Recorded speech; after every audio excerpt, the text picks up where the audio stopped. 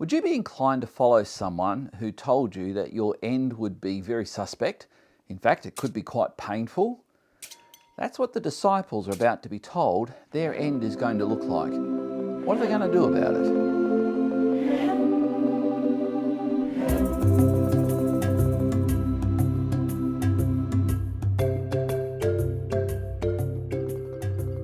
We've been tracking through what is called the farewell discourse.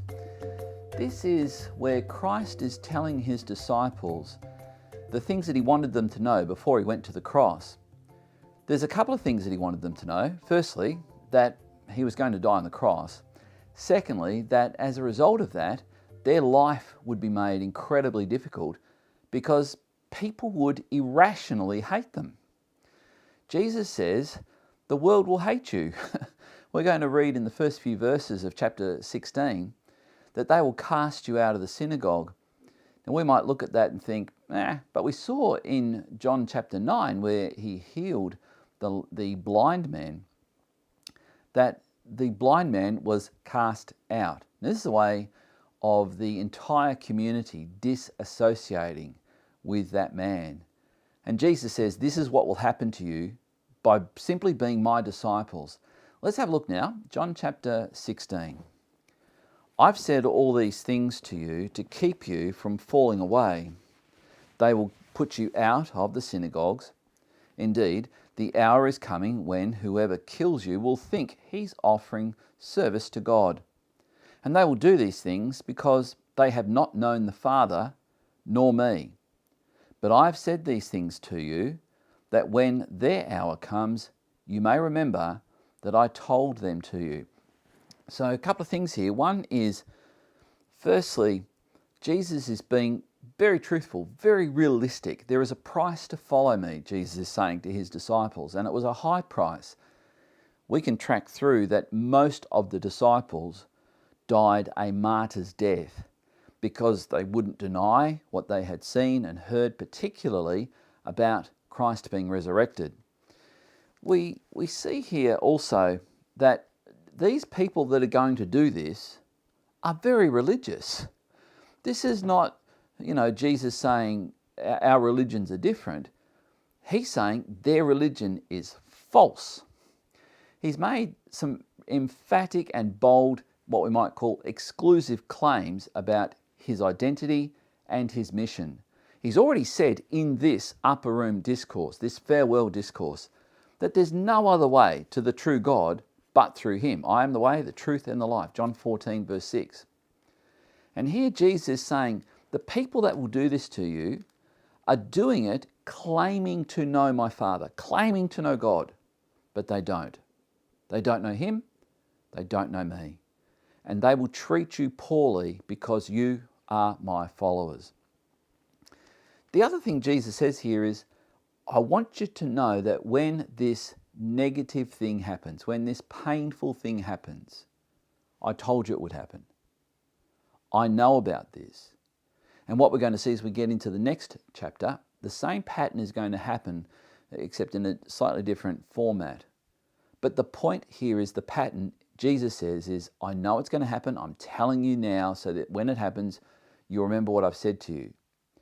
And in this upper room discourse, this farewell discourse, the pattern is, here's what's going to happen to you, but I'm sending the helper, the comforter, the one who will strengthen you to get through it. Let's continue to read. I did not say these things to you from the beginning, because I was with you. But now I'm going to him who sent me. None of you asks me, where are you going? But because I said these things to you, sorrow has filled your heart. Now we remember that it was Thomas who said, we don't know where you're going and we don't know how to get there. We don't know the way. And Jesus responded with something that's probably more profound than initially it appears to be. He said, I am the way. And he said, I'm going to my Father. That's where I'm going, and I'm telling you now how to get there. You get there through me. I'm the way. The other thing here is no one's asking me. And the point is that it's not that Thomas didn't ask back in chapter 14. It's that now no one needs to ask. No one's asking. They're beginning to understand. They get that something very drastic is about to happen. Christ is about to die. And so Jesus says, sorrow has filled your heart. So let us look over the shoulder. Let's step into this room where this is happening. Look at the disciples. Hear what's going on. Listen to them as they are in stunned silence. There's a lot of red ink in this chapter. In other words, the red indicating the words of Jesus. They are listening. They are quiet. They are subdued. There is a lot going on. We continue. Nevertheless, I tell you the truth. It is to your advantage that I go away. For if I do not go away, the Helper will not come to you. But if I go, I will send him to you. And when he comes, he will convict the world concerning sin and righteousness and judgment. Concerning sin, because they do not believe in me. Concerning righteousness, because I go to the Father, and you will see me no longer. Concerning judgment, because the ruler of this world is judged. Let's pause there. Christ is forecasting the cross. He's forecasting that after the cross, he's going to send the Holy Spirit into the world in an abiding way. We've already seen this, in an abiding way. The Holy Spirit won't just come upon, he will fill and be within. And the result will be that the Holy Spirit will work with the disciples, the followers of Christ, convicting the world of their sin, their lack of righteousness, and the soon and certain judgment to come. And so with this, Christ is telling his disciples, the mission I have for you is to proclaim the truth. We call that truth the gospel, the good news, the message that God loves the world. He sent his only son. His only son was rejected. And now we're hearing the pain, the great sorrow this pain caused as Christ is telling his disciples, this is what is about to happen. But I will send the Holy Spirit. He will give you the strength to do it, and he will be working alongside you to make sure that my word, my gospel, goes forth with power. Verse 12. I have still many things to say to you, but you cannot bear them now. When the Spirit of truth comes, he will guide you into all truth, for he will not speak on his own authority, but whatever he hears, he will speak, and he will declare to you the things that are to come. He will glorify me, for he will take what is mine and declare it to you. All that the Father has is mine. Therefore I said that he will take what is mine and declare it to you. In other words, everything you're about to receive from the Holy Spirit after I'm gone is from my Father. He will take what is mine, and what is mine is the Father's. I and the Father are one, Jesus has already said in John 10. And now the Spirit is going to come. And the Spirit and the Father and the Son are one. And he will take the Word of God. He will speak the Word of God. And so we have, after the four Gospels, the revelation that we have in the remaining 23 books of the New Testament, breathed upon by the Holy Spirit through the apostles who wrote it down. So we see, he will glorify me, for he will take what is mine and declare it to you. Verse 16, a little while and you will see me no longer, and again a little while and you will see me. So some of his disciples said to one another, what is this that he says to us? A little while and you will not see me, and again a little while you will see me, and because I'm going to the Father. So they're obviously sort of whispering this in hushed tones. And what we have here in verse 18, so they were saying, what does he mean by a little while? We do not know what he is talking about. Jesus knew that they wanted to ask him. So he said to them, is this what you are asking yourselves? What I meant by saying, a little while and you will not see me, and again a little while you will see me? Truly, truly, I say to you, you will weep and lament, but the world will rejoice. You will be sorrowful, but your sorrow will turn into joy. When a woman is giving birth, she has sorrow, because her hour has come. But when she has delivered the baby, she no longer remembers the anguish for joy that a human being has been born into the world. So also, you have sorrow now, but I will see you again, and your hearts will rejoice, and no one will take your joy from you. In that day, you will ask nothing of me. Truly, Truly, I say to you, whatever you ask of the Father in my name, he will give it to you. Until now, you have asked nothing in my name. Ask, and you will receive, that your joy may be full. So let's get the context here. Some people read a verse like that or a couple of verses like that and they think, oh, Jesus is saying, I can ask for anything. New car, new house, whatever.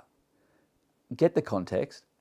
Christ is saying a horrible time of persecution and oppression and opposition is coming your way, but I want you to go through it with joy. You can imagine the disciples going, you've got to be joking. How on earth can we go through this with joy? We read, of course, in Hebrews 12 that for the joy set before Christ, he went to the cross. And Jesus is talking about a joy in the midst of all of this. And to get it, you ask the Father for it. So it's not what colour car you want or what colour boat or house or whatever. It's how much joy do you want? Ask the Father. Go directly to him. You have my authority to ask the Father for this so that your joy may be full joy. I think there's someone watching this right now who knows they need full joy. All you have to do is surrender your life to Christ and ask God the Father for the joy that only Christ can give you. We continue. I've said these things to you in figures of speech. The hour is coming when I will no longer speak to you in figures of speech, but will tell you plainly about the Father. In that day you will ask in my name, and I do not say to you that I will ask the Father on your behalf, for the Father himself loves you, because you have loved me and have believed that I came from God. I came from the Father and have come into the world, and now I am leaving the world, going to the Father. His disciples said, now you are speaking plainly and not using figurative speech. Now we know that you know all things and do not need anyone to question you. This is why we believe that you came from God. So it appears that when they were asking among themselves, a little while, what does a little while mean? Jesus is hearing their non-verbal, their non-audible question, reading their hearts, and they go, you know everything. And now they say, we get it. We know who you are now. You are God in the flesh. Jesus answered them, verse 31, do you now believe? Behold, the hour is coming, indeed it has come, when you will be scattered, each to his own home, and will leave me alone. Yet I'm not alone, for the Father is with me. I've said these things to you, that in me you may have peace. In the world you will have tribulation, but take heart, I have overcome the world. And take heart indeed is what we should do as well. No matter what you're going through, no matter what trial, whether it be physical, mental, emotional, whether you're in a part of the world where you pay a high price to live as a Christian, you can take heart. You probably aren't aware, many of you wouldn't be aware that I have somewhat of a terminal diagnosis at the moment. And I don't know when my life will end, but I do know this, I can take heart. I can take heart because Christ offers peace and joy, even in the midst of life's uncertainties.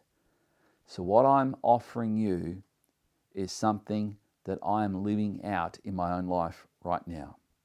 And I invite you to join me in this prayer. Let's pray. Father, we want the peace that comes from Christ, and we want full joy in the midst of the challenges of life, in the midst of the people who oppose us and say negative things about us. And God, we can't even begin to imagine the level of that attack that the very first apostles and disciples had to face. But Lord, in our own walk, in our own small way, whatever we go through, I pray for those who are joining with me now in this digging deeper through the Gospel of John, that you fill them with full joy and the peace that the world cannot take away. In Jesus' name, amen. Thank you so much for making it through to the end of this chapter with me. And if you've made it through all these other previous 25 parts in this series, thank you. I'd really appreciate it if you let someone know about this, because I think there are people that need to really get to the context of what the Bible and especially this book is about. It's a profound book. If you haven't yet given this a like, please do. Thumbs up. If you haven't yet hit the notification bell, please do that. You'll get notified of these new videos. If you're not yet a subscriber, please subscribe. I'd really appreciate it. And you'll see me in our next installment in this digging deeper through the Gospel of John, as we look at what some call the high priestly prayer of Christ and what I'm going to call the pastoral prayer of Christ. Join me for that, and I'll see you there.